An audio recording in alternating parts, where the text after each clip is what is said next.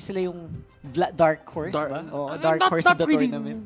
Not really the dark horse. I think this is started on season 2. Di ba? Parang season 1, matik naman hari, di ba? Kumbaga, ako naniniwala ako na pareho silang top seed nung panahon nila. Yun, yun diba? Pero kasi, natapos ang lahat. Kala ko naman. Nung season 4, nung pumasok etong si ONIC. Yes.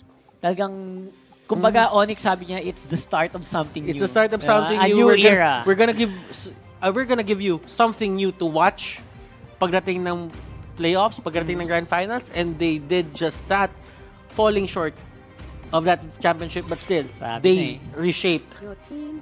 Binago nila yung eksena dito sa Pilipinas. Yeah, hindi na lang yung dalawang team. Hindi na lang yung dalawang team. Tatlong team nagbabakbakan, di ba? So, a lot of things are going to happen, but right now, let's head into the draft rock hard. BREN Esports and ONIC PH. And we do have... we don't actually see EJ playing here. Yep. Hindi pa pala It's a joke. Hindi pa pala si EJ. Na-prank tayo ni Coach It's a prank. Lahat kasi binasa yun. Lagi na lang ganun na-prank tayo ni Coach It's a prank. Mind games. Social media mind games. Social media mind games.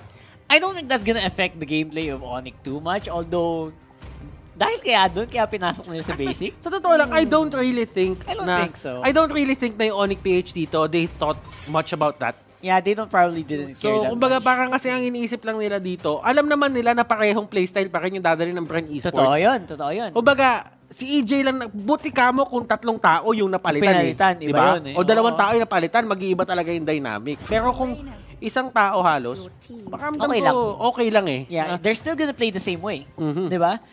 They're still gonna pick probably around the same heroes. So, tignan natin if it's gonna be different though, because we do see Uranus being opened up. Huwag niyong kakalimutan, perma-ban pa rin si Esmeralda sa linggong ito. Gusto ko yung Forza ban dito ng ONIC PH. Alam nila.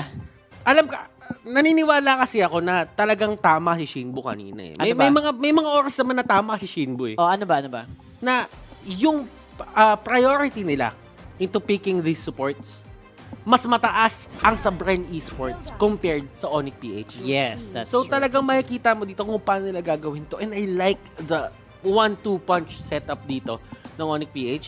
Meron silang isang scaling hero sa side lane at meron silang aggressive hero na kaya mag-dictate ng tempo sa early game if used properly. Yep, this is gonna be important here. And I think BREN Esports is definitely gonna draft their support in this one. Unless may konting pagbago sa plano here. Pero Carl TZ on the Lancelot right away. This is very, very interesting for BREN. And secured na ang galawan ni Carl TZ. There you go with the support once more. Chang'e for few. And without a doubt, that is just the way that BREN plays. I wonder if nahuli na yun ng ONIC PH because right now, it is going to be their turn. Okay, so BREN Esports, do they actually just pick the Chang'e? Kasi dito lang talaga sila umiikot eh. For sa Chang'e, they don't get the Kagura. Mas pinipili nila ang Lunox instead of a Kagura, di ba? So, there's a bit We did see that last week. We did see that last week. So, ONIC PH, what are they gonna go for? Well, I think hindi sila kukuha ng support dito just because of the prioritization na tinatawagan natin. Yeah, I was gonna say that is the good thing about seeing the Chang'e pick right away. Hindi mo kailangang maghanap agad ng magiging support. You can leave that for the next rotation. The problem is, it can get banned out because of the 2 bans here on the second phase. Pero I don't think it's going to be that impactful kasi My Venus's support pool is malaki pa rin naman yung support pool niya eh. At wala masyadong binan na support dito sa ikot na to. So hindi maging problema para sa ONIC PH yun. Although I'm actually seeing right now the bans for the side of ONIC PH, pakiramdam ko BREN Esports, they could go for sabihin na lang natin a ban on someone who can catch yung Chang'e. It could be a possibility. I mean, sabihin natin, gumagamit ba ng Kagura ang ONIC? Parang hindi mo nakikita. Not that much. Not ever that since much, diba? Greed left ever since Greed left. I mean, at that point on, parang hindi din naman kasi Before, talaga ginagamit hindi talaga siya gamit Nung mga before. panahon na yun, hindi pa talaga ginagamit. Pero I do like the ban on the Valor. Okay, so ito na lang yung ginagawa dito ng support BREN ban Esports. na. Simula na. They actually know na hindi masyado nagkakag dito yung side ng ONIC PH. And they don't mind it. They don't mind probably it. not gonna happen. Kasi isipin mo, dalawang heroes ang pwede ma-counter ng CAG dito. If they want to. So, literally, just ONIC PH. Is this yung setup or yung idea or thinking ng BREN Esports na dito ba natin sila itatakel? Dito ba yung drafting pattern natin mag-rotate in terms of the support role? Kasi alam natin, mga supports yung naban dito. A lot of supports were actually taken out of the pool. So, ONIC PH, how do they answer this? There is a ban on Akufra. Ayaw nila ibigay kay Lusty. Ayaw nila ibigay kay Lusty. Yep, Lusty is actually, he doesn't care about that much. Malami pa rin siyang reserve heroes. Not to mention, Atlas is also not being noticed by these teams too much. And I wonder if that's something na pwede nilang gamitin. Pwede nilang paglaruan, di ba? I think Atlas, last game, it was banned once and picked once. I wonder if that's gonna happen here as well. Kasi it's a good possibility that BREN might just be, they might have come up with something new over the weekend. Malay mo, di ba? Nakahanap sila ng picks na pwedeng mag-sub in for the usual tank picks in case it gets banned out. Right now, though, the Sicilian ban para sa ONIC PH, napakalaking bagay din, I think, for Oh My Venus. Yan na, hanapin natin yung support ni Oh My Venus. Popolin Kupa? Pwede. Popolin Kupa looks like it's something that you can use Pero here. kasi kapag nagpopolin Kupa sila dito, pakiramdam ko sobrang mag-hurt yung AOE department ng team. If they go for that. I mean, the Estes is still there. If they want to fight this, Todo support talaga yun. Todo support talaga yun, healing capabilities. Pero kasi ang maging problema doon, hindi niya maaabot si basic. Okay, they get a Balmond. Sobrang natutuwa sila Manjin dito. No? Balmond na naman. Well, hindi mo din maisisi. Ako naniniwala ako yung Uranus dito. One way to deal with Uranus is a Balmond. Kasi tatandaan natin, kung ilan yung na-deplete na buhay doon sa hero, yun yung damage ng ultimate niya doon sa hero na yun. Popolin Kupa, pero it's on the other side, bro. And they actually get a mashup. Oh! And this is really good considering na pwede nilang pigilan yung Hilda. Oo. Pwede nilang pigilan yung aggression ng Hilda dito eh. Totoo. Ang haba ng buhok ng mga hero ng BREN, ha? And sila sa long hair. The raf. Okay, so we did not account for this. Yep, this is... I think this is a nabaliw good ako pick. dun sa nabaliw ako dun sa Masha. Medyo unexpected. Okay. I like the draft of both teams sa totoo lang except for maybe, hindi ko sure dun sa Hayabusa. I feel like they could have gone better for a better carry. Okay, so alam mo, ang tingin ko dito, Rakart, So, ang tingin ko dito, Rakart, ang ganda ka nung first pick Alice for the side of ONIC PH. Kasi, kung isipin mo, alam mo namang hindi nagvavalir halos na tong BREN. And they have the priority over the Chang'o or the Farsa. Ngayon, alam mo yun yung kukunin nila. So, the pushback won't be a problem. The stun won't be a problem. And yung Alice mo talaga can make it to the backlines. So, iyak no dito, as long as he can properly scale, hindi magiging problema para sa kanya dito yung laro. But still, ang kailangan mo kasing bantayan dito is yung bilis ng pacing ng laro ng BREN Esports. Exactly. The pacing is going to be difficult to predict. Now that BREN Esports, maganda din yung pinik nila na early game lineup. Yung early game nila at level 4, ang bilis mag-clear. Popolin Kupa is also great for control.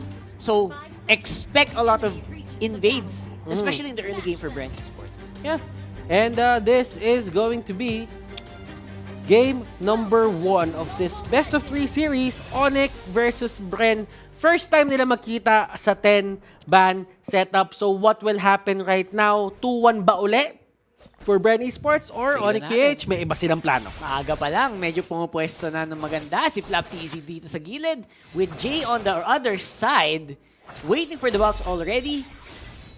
This is normal. I think this is a bit too normal. I was expecting a lot of early game aggression, pero BREN Esports, they're going with the flow here. Alam mo yung nakikita ko dito sa BREN Esports kung bakit sila sobrang successful is, ito si Ribo hindi nagsasawa sa mga heroes na pinipili niya. Oh, Yung hero si Ribo dito, nakaipit lang ata sa 3 hanggang 5. Tapos yun lang literal yung ginagamit niya. Hindi siya nananawa.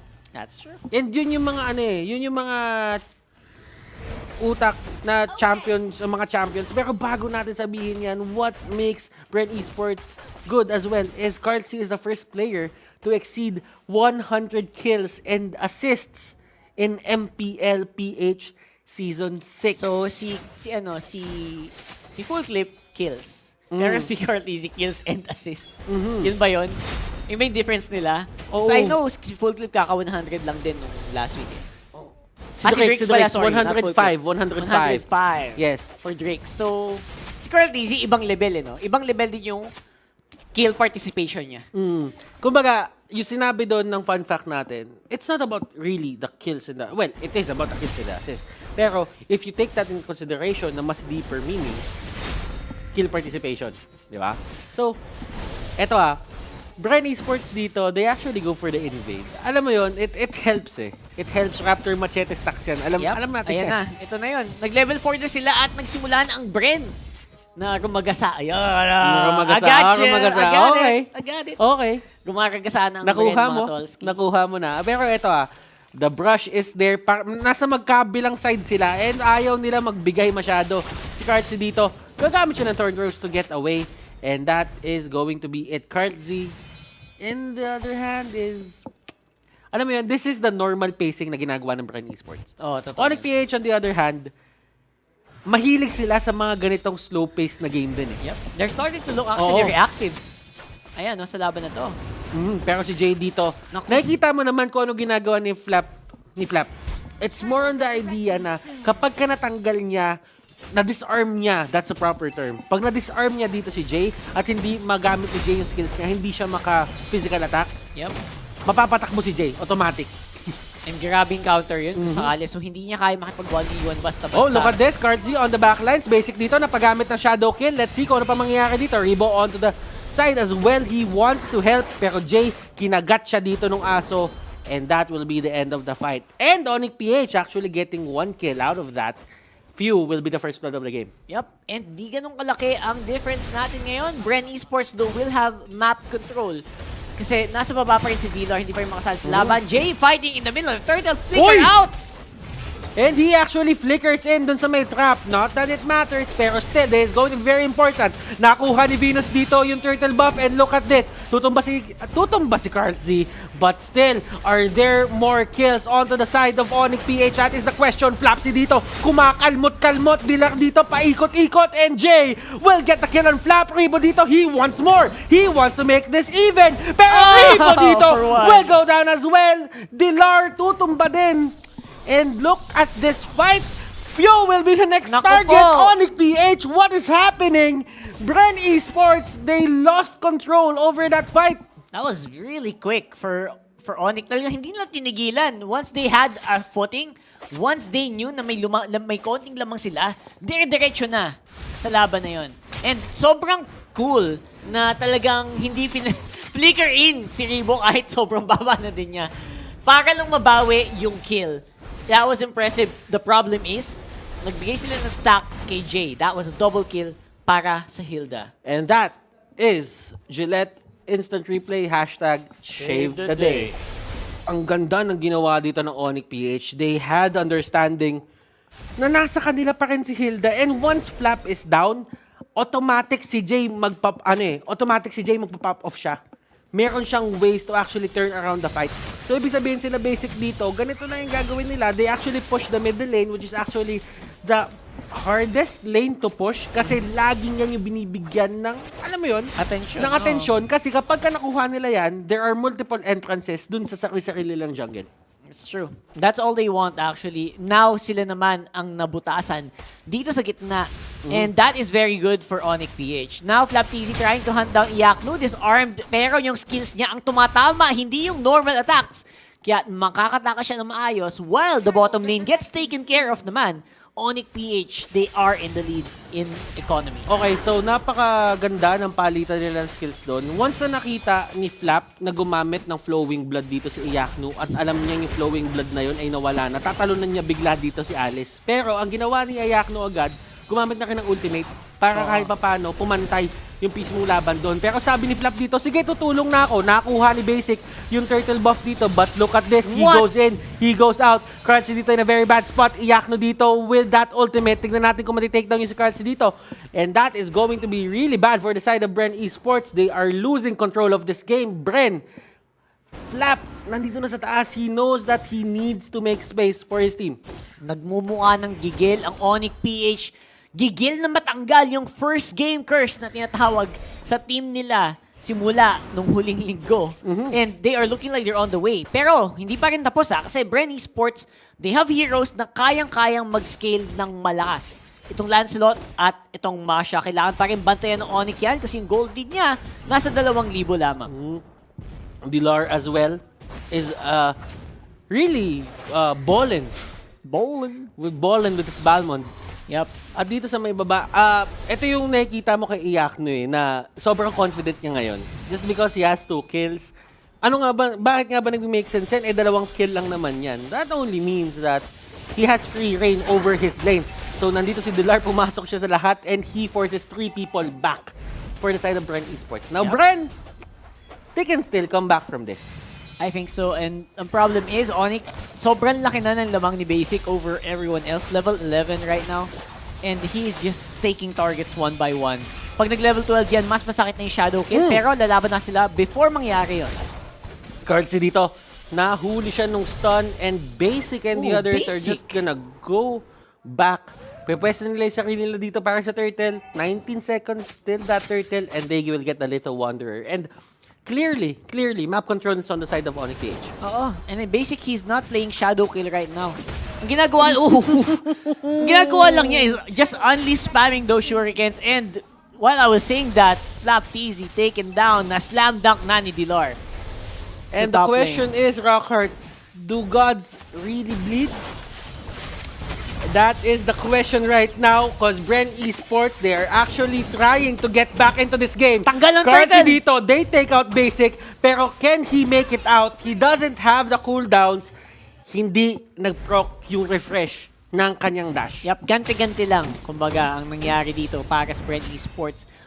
And each and every time nakuha ng ONIC yung turtle, napapatay agad ng BREN yung mga targets na merong turtle. First Venus, now Basic as well. Hindi man lang nila nagagamit. Kontrapelo lang sila dito, no? Parang si Team A malakas kay Team B, pero si Team B medyo nagkakaroon ng problema kapag kakalaban niya si Team A naman. Diba? Mga ganun. That's true. So, mapansin mo nga yun eh. There is this thing about MPL Season 6 na parang there is no clear winner. Kasi during the last seasons, parang laging merong clear na malakas. Ngayon, lahat sila, ano mo yun, nagkukuhaan ng wins from each other. Yep.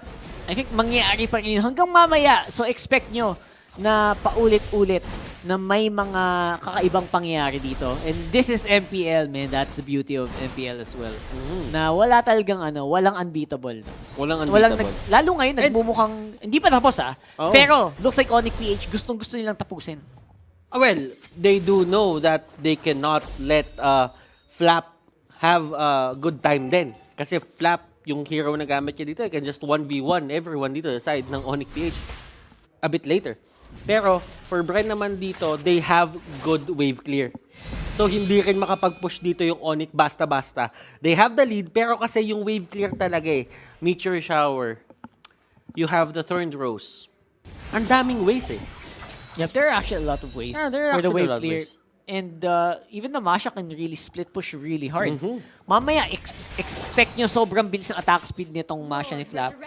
And yun yung inaabangan ko. That's why I'm not calling this game yet in favor of ONIC. Ako naniniwala din ako, BREN Esports, they have been in this position nung kalaban nila si Signal Ultra. And they showed us na kahit maliit na mistake lang from the other team, they can make it worthwhile. Na alam mo yon, from there magbi-build up sila ng onting confidence and get the lead back. Kumbaga ganun yung pinaka-idea dito for the side of BREN Esports. But I-comeback ang comeback. for ONIC, paano nga ba nila pangahawakan yung lamang nila? That is the question. Kasi it's all about them making mistakes at this point eh. Yep. A few weeks ago, we saw a game na 10,000 goal lead na baliktad lang Oo, ng isang diba? bagsak. So, I'm not sure if that's gonna happen here as well. Pero if there's a team that can definitely do that, BREN Esports na siguro ang isa sa mga tingin mo naman kayang-kayang gumawa na. Queen's Wings for Dilar. That is really just sabihin na lang natin way to control kung ano man yung ginagawang damage output dito nila Ribbon, nila Few.